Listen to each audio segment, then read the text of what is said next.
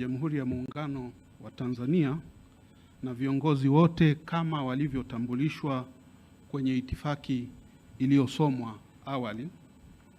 Mheshimiwa Rais, kwa namna ya pekee ninamshukuru sana Mwenyezi Mungu kwa kutuwezesha kukutana leo tukiwa na afya njema kwa ajili ya kuwasilisha matokeo ya tathmini ya masuala ya ardhi yanayolalamikiwa katika wilaya ya Ngorongoro.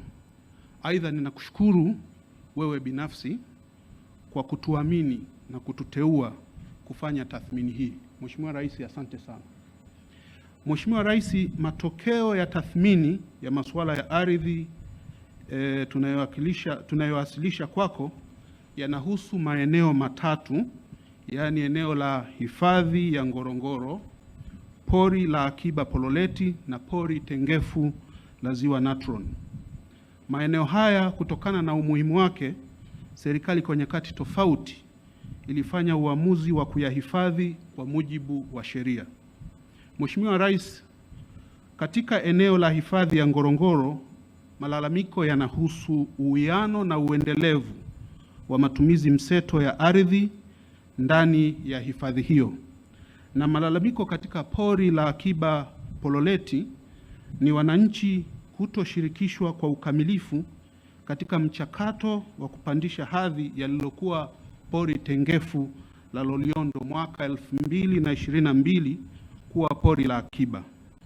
Kwa upande wa pori tengefu la Ziwa Natron, wananchi wana hofu ya kupoteza ardhi yao endapo serikali itatekeleza uamuzi wa kupandisha hadhi pori hilo kuwa pori la akiba.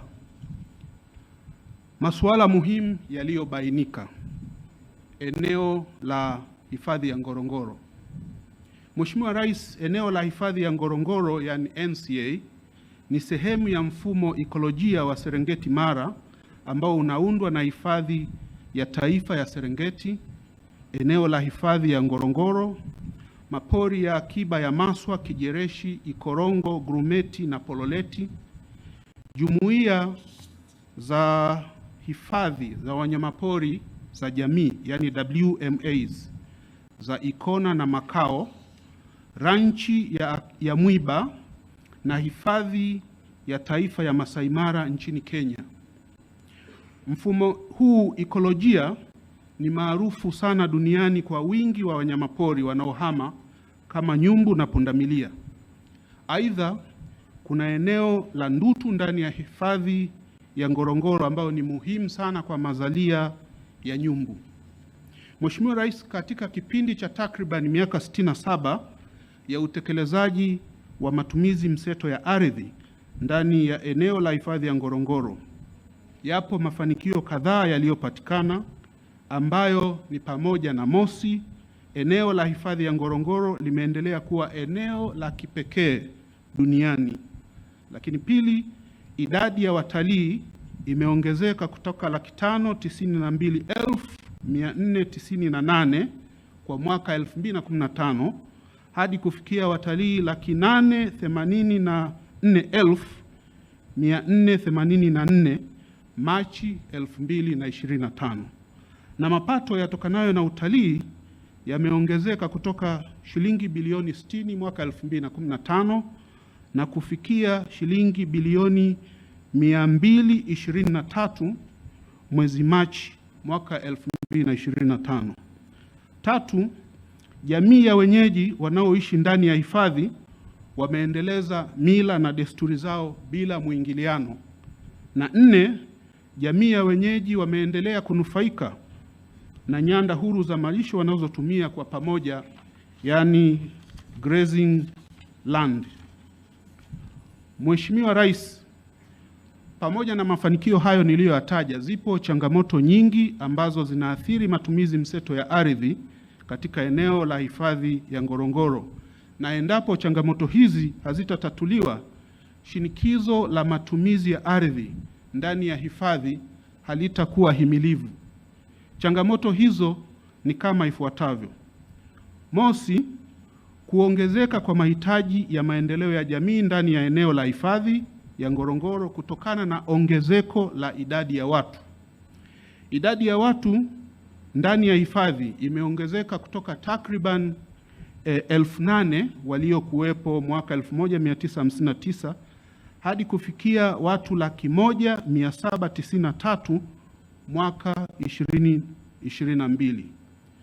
Kwa mujibu wa takwimu za Ofisi ya Taifa ya Takwimu za mwaka 2022, idadi hiyo inakadiriwa kuongezeka hadi kufikia watu 276,651 ifikapo mwaka 2050 katika wastani wa ukuaji wa 3.6% kwa mwaka.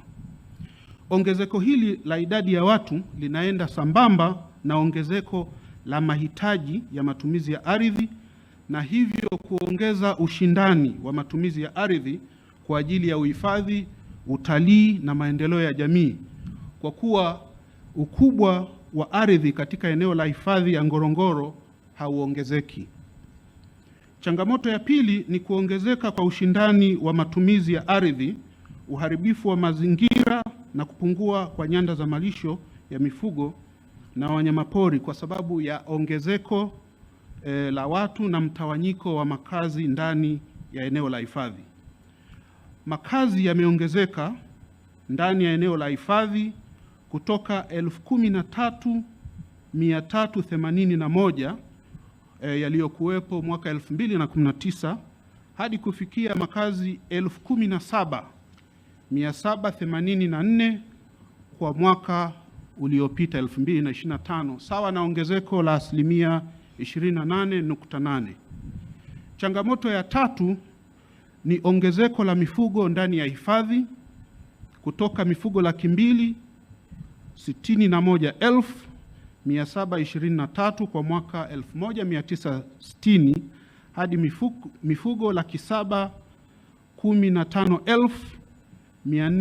715,466 kwa mwaka 2022. Idadi hiyo ya mifugo iliyoongezeka inajumuisha ng'ombe 274,643, mbuzi 201,938, kondoo 226,553 na punda 11,032. Kwa mujibu wa tathmini ya tume, inakadiriwa kuwa idadi ya ng'ombe pekee itaongezeka kutoka 274,943 takwimu ya mwaka 2022 hadi kufikia ng'ombe 418,913 ifikapo mwaka 2050, wastani wa ukuaji ukiwa 2.7% kwa mwaka, na hivyo kuongeza mahitaji zaidi ya ardhi ya malisho. Mheshimiwa Rais, tathmini imeonyesha kuwa mwaka 2022 mifugo ilihitaji eneo la kilomita za mraba 4,579 sawa na 56.4% ya eneo lote la hifadhi ya Ngorongoro la kilomita za mraba 8,122.7.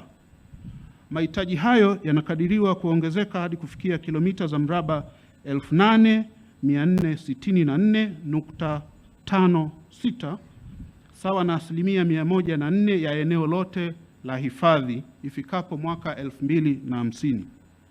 Hii ina maana kuwa hata kama wanyamapori na makazi yataondolewa, eneo hilo halitatosha kwa matumizi ya mifugo pekee ifikapo mwaka 2050. Mheshimiwa Rais, licha ya takwimu kuonyesha kwamba idadi ya mifugo imeongezeka, uwezo wa wafugaji ndani ya hifadhi kujikimu kiuchumi na kuwa na usalama wa chakula kwa kutegemea mifugo pekee, yaani kwa Kiingereza Tropical Livestock Unit, ambayo kwa kifupi ni TLU, umeendelea kupungua. Kitaalamu, kiwango cha chini cha mtu kujikimu kwa kutegemea mifugo pekee ni kuwa na ng'ombe 8, TLU 8, kila ng'ombe akiwa na uzito wa kilogramu 250. Mwaka 2022 TLU, Tropical Livestock Unit, kwa mtu mmoja ndani ya hifadhi ilikuwa 3.5, ambayo inakadiriwa kushuka hadi kufikia TLU 1.5 ifikapo mwaka 2050. Hii ina maana kuwa jamii ya wenyeji wanaoishi ndani ya eneo la hifadhi ya Ngorongoro inahitaji kuwa na shughuli mbadala ili kujikimu kiuchumi na kuweza kuwa na usalama wa chakula. Hata hivyo, kutokana na makatazo ya sheria, hakuna fursa ya kufanya shughuli nyingine ya kuongeza usalama wa chakula zaidi ya ufugaji ndani ya eneo la hifadhi. Changamoto ya 4 ni kupungua au kutoweka kwa baadhi ya wanyamapori, hususan katika kasoko ya Ngorongoro. Tafiti zinaonyesha kuwa kuanzia mwaka 2000 baadhi ya wanyamapori kama vile choroa, nyamela na swala twiga wametoweka ndani ya eneo la hifadhi ya Ngorongoro.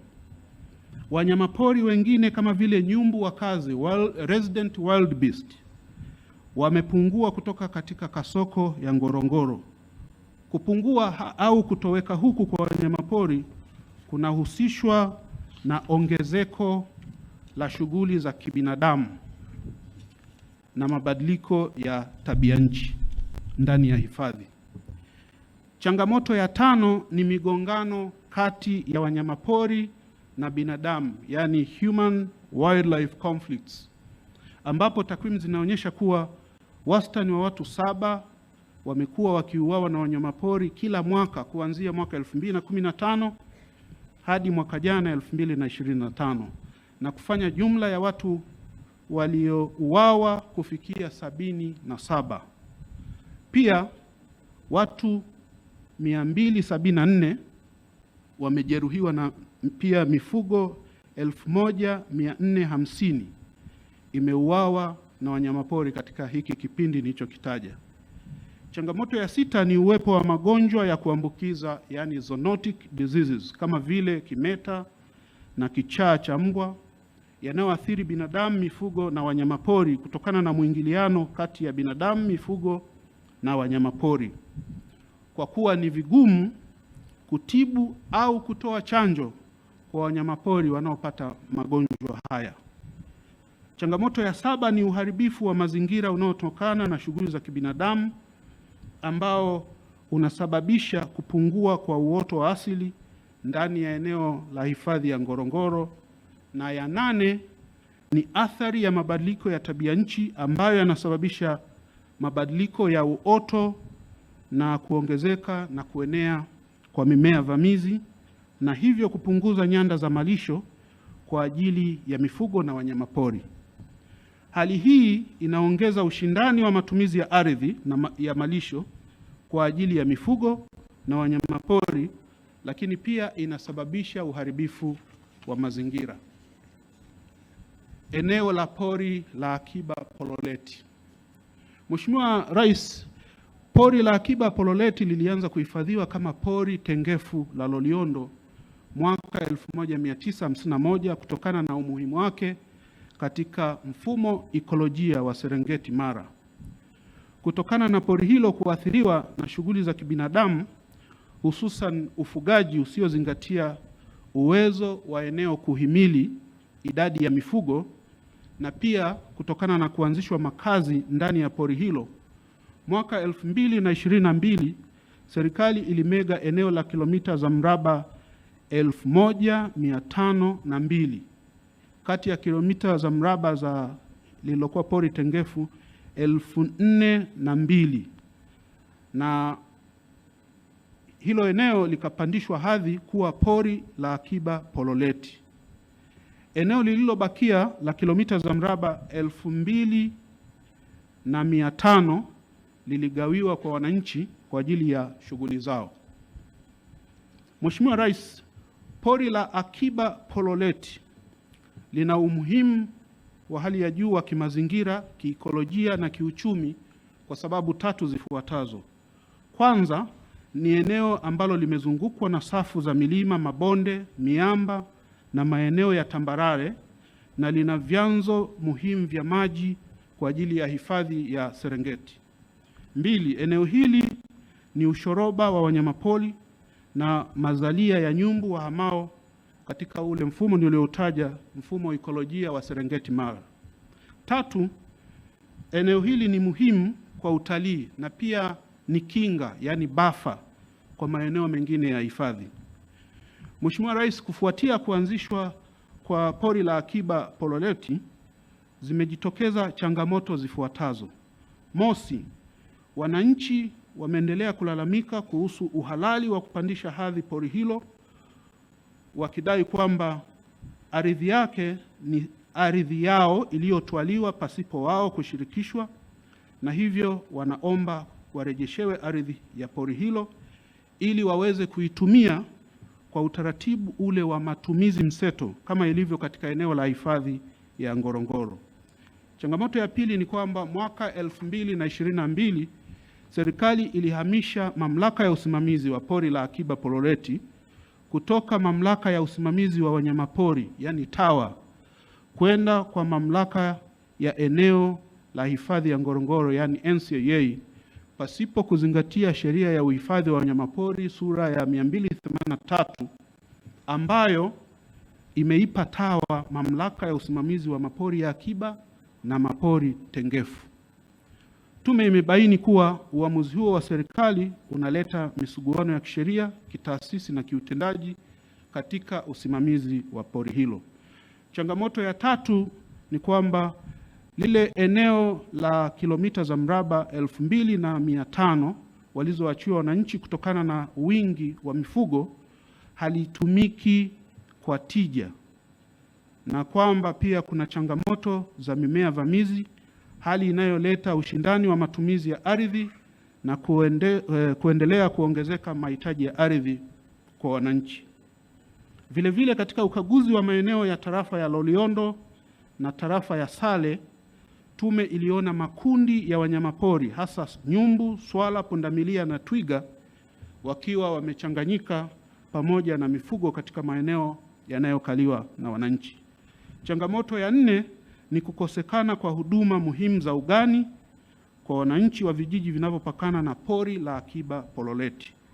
Changamoto ya 5 inahusu umuhimu au haja ya kuboreshwa kwa barabara kuu ya Mto wa Mbu kwenda Waso, makao makuu ya wilaya Loliondo, ili kuchochea ukuaji wa uchumi wa wilaya hiyo. Pori tengefu la Ziwa Natron. Mheshimiwa Rais, pori tengefu la Ziwa Natron lilianzishwa kwa mujibu wa kifungu cha 9 cha sheria ya hifadhi ya wanyamapori ya mwaka 1951. Pori hilo linagusa wilaya 3 za Ngorongoro, Monduli na Longido. Kwa upande wa wilaya ya Ngorongoro, pori hilo lipo katika tarafa ya Sale na linagusa vijiji 4 vya Ingaresero, Pinyinyi, Oldonyo Sambu na Jema. Mheshimiwa Rais, changamoto iliyopo kwa wananchi wanaoguswa na pori hili ni hofu ya kupoteza ardhi wanaoitumia endapo serikali itatekeleza uamuzi wa kupandisha hadhi pori hilo kuwa pori la akiba. Aidha, ndani ya pori hilo kuna miundombinu iliyowekezwa na serikali na watu binafsi zikiwemo shule, zahanati, barabara, mawasiliano, utalii, maeneo ya kiutawala na miundombinu ya umwagiliaji maji.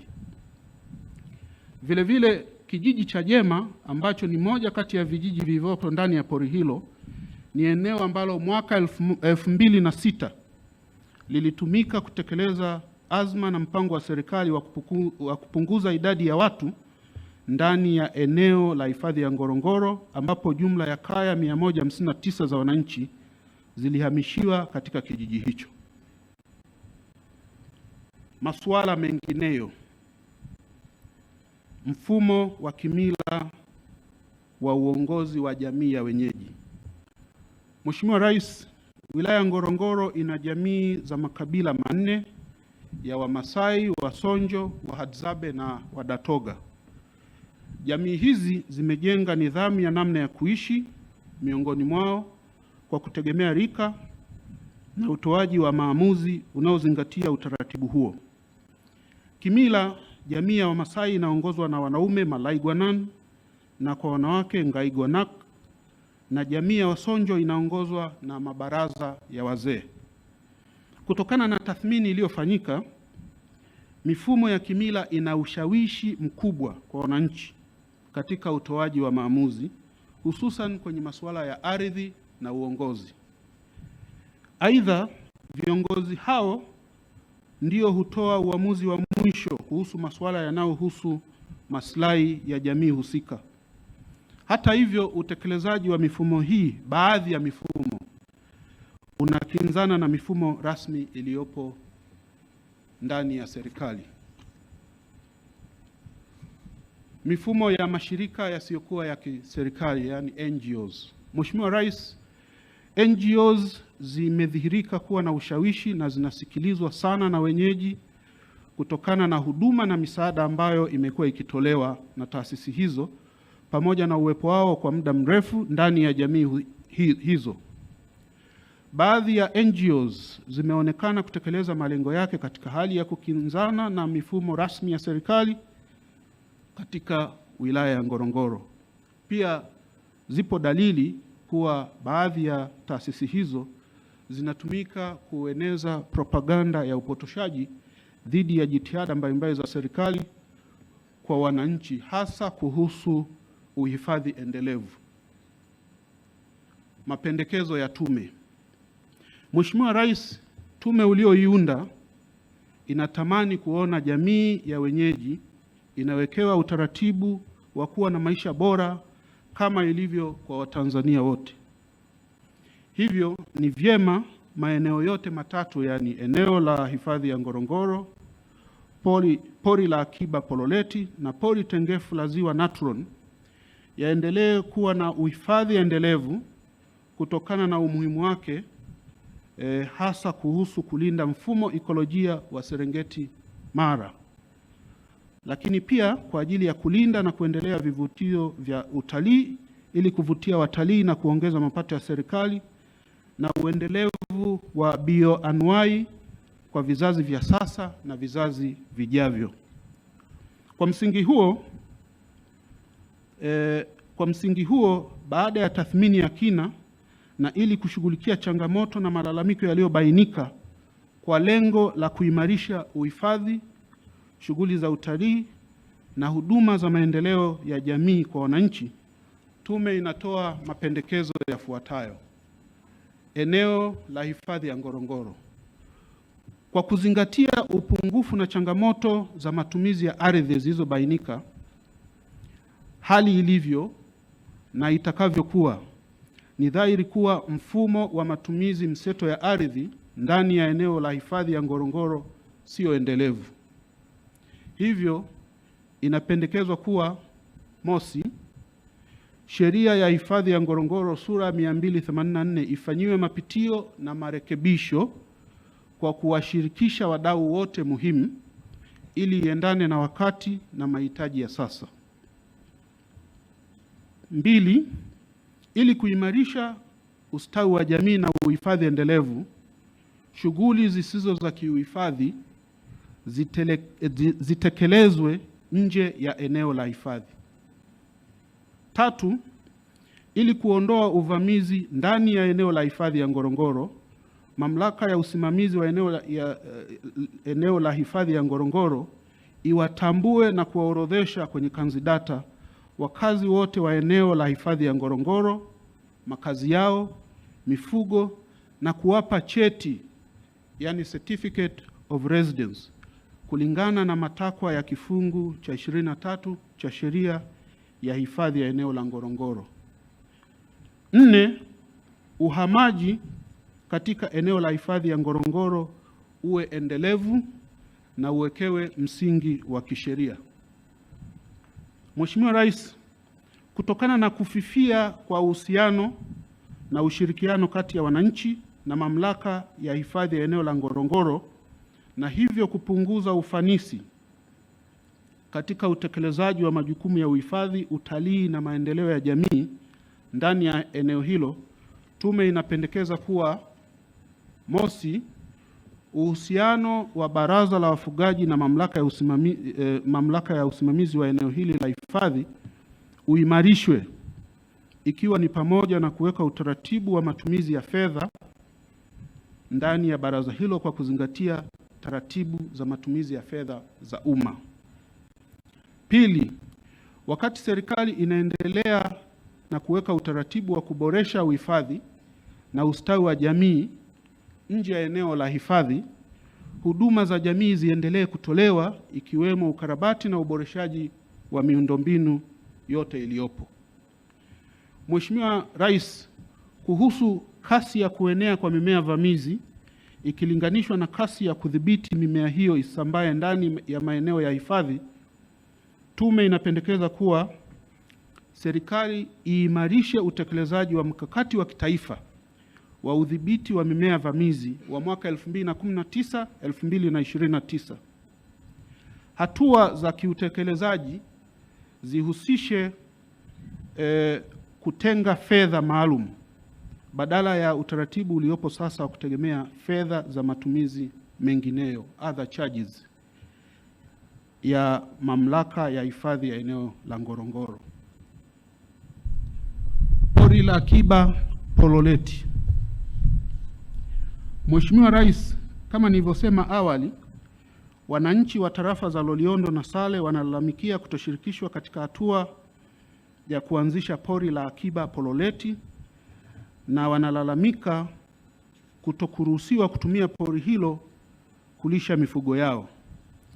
Ili kuimarisha usimamizi endelevu wa pori la Akiba Pololeti, tume inapendekeza yafuatayo: mosi, serikali iboreshe huduma za ugani na kuweka miundombinu bora ya ufugaji ikiwemo masoko, malambo na malisho ndani ya eneo ya zile kilomita 2500 nilizozitaja, eneo ambalo lilikabidhiwa kwa wananchi, ili kuondoa kiu ya wananchi kuendelea kutamani na kuvutiwa na mazingira mazuri yaliyopo kwenye pori la Akiba Pololeti. Pili, usimamizi wa pori la Akiba Pololeti urejeshwe TAWA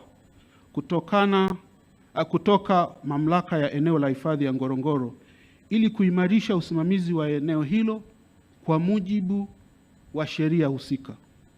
Tatu, ili kuboresha mazingira ya uwekezaji, serikali ichukue hatua za kutatua changamoto zilizopo baina ya wawekezaji waliopo ndani ya pori la Akiba Pololeti. Nne, kwa kuzingatia changamoto ya mwingiliano wa mifugo katika wilaya ya Ngorongoro, hasa kwenye maeneo ya mpakani, mifugo yote itambuliwe na kuwekewa alama maalum, na utaratibu wa utambuzi umeainishwa kwa mujibu wa sheria ya utambuzi, usajili na ufuatiliaji mifugo sura 184, na tunapendekeza hatua hiyo ichukuliwe ndani ya kipindi cha mwaka mmoja. Tano, serikali iimarishe huduma za jamii ikiwemo ujenzi wa barabara ya kutoka Mto wa Mbu hadi Waso yenye urefu wa takriban kilomita 223 kwa kiwango cha lami, ili kuendelea kuchochea uchumi wa wilaya ya Ngorongoro ambao utaondoa wananchi kutoka kwenye kutegemea mifugo pekee, na pia hatua hiyo itasaidia kupunguza magari yanayopita ndani ya eneo la hifadhi ya Ngorongoro kuelekea mkoa wa Mara. Pori tengefu la Ziwa Natron. Mheshimiwa Rais, wananchi wa vijiji vinne nilivyovitaja vya Engaresero, Pinyinyi, Oldonyo Sambu na Jema wana hofu ya kupoteza ardhi yao endapo serikali itatekeleza azma yake ya kupandisha hadhi pori tengefu la Ziwa Natron kuwa pori la akiba. Sasa tume inapendekeza yafuatayo: mosi, serikali ifanye tathmini ya pori tengefu la Ziwa Natron ili kuona endapo bado kuna umuhimu wa kutekeleza uamuzi wa kupandisha hadhi pori tengefu la Ziwa Natron kuwa pori la akiba. Pili, ili kuondoa mgongano wa kisheria na kitaasisi kuhusu uwepo wa nyanda za malisho kwenye maeneo ya hifadhi, serikali ifanye mapitio ya tangazo la serikali namba 597 la 2022 lililoanzisha nyanda za malisho ndani ya maeneo hayo ili kuziondoa nyanda hizo ndani ya maeneo ya hifadhi. Masuala mengineyo. Mheshimiwa Rais, kutokana na masuala yaliyobainika kuhusu mifumo ya kimila na kiuongozi inayotumiwa na jamii ya wenyeji na mifumo ya mashirika yasiyokuwa ya kiserikali, tume inapendekeza yafuatayo. Mosi, serikali kwa kushirikiana na wadau mbalimbali iendelee kutoa elimu kwa viongozi wa kimila wa jamii ya wenyeji kuhusu namna ya kusimamia mila na desturi zao pasipo kuathiriana na mifumo ya kisheria na kitaasisi ambayo inasimamia masuala ya ardhi, uhifadhi, utalii na maendeleo ya jamii katika maeneo yao. Pili, ifanyike tathmini ya mwenendo wa mashirika yasiyokuwa ya kiserikali yale yote ambayo yanafanya kazi ndani ya wilaya Ngorongoro na kuchukua hatua stahiki dhidi ya mashirika yatakayobainika kukiuka misingi na madhumuni ya usajili wake. Mheshimiwa Rais, ili kuwezesha utekelezaji wenye tija wa mapendekezo ya tume na kuondoa upungufu uliobainika hapo awali, tume inapendekeza utekelezaji wa mapendekezo usimamiwe na ofisi ya Waziri Mkuu kwa kuzingatia mambo matatu. Moja, kuratibu utekelezaji wa mapendekezo yaliyotolewa. Pili, kuandaa mpango kazi wa utekelezaji wa mapendekezo. Na tatu, kufanya ufuatiliaji na tathmini ya utekelezaji wa mapendekezo. Mheshimiwa Rais, baada ya kusema hayo, kwa heshima na taadhima, ninaomba kuwasilisha kwako kitabu cha taarifa ya tume, muhtasari wa taarifa hiyo, lakini pia kitabu cha picha, yani photo book, kama package moja. Mheshimiwa Rais, kwa heshima na taadhima, naomba kuwasilisha. Asante. Mheshimiwa Rais, tunaomba usogee mbele na waheshimiwa viongozi wote tukae kwa sababu picha zinapigwa kutoka kule nyuma. Tukae. 1, 2, 3, makofi mengi. Mheshimiwa Jaji Ndika anakabidhi taarifa hiyo. Asante sana, tunawashukuru. Kama alivyozungumza Katibu Mkuu Kiongozi, inayofuata sasa ni ile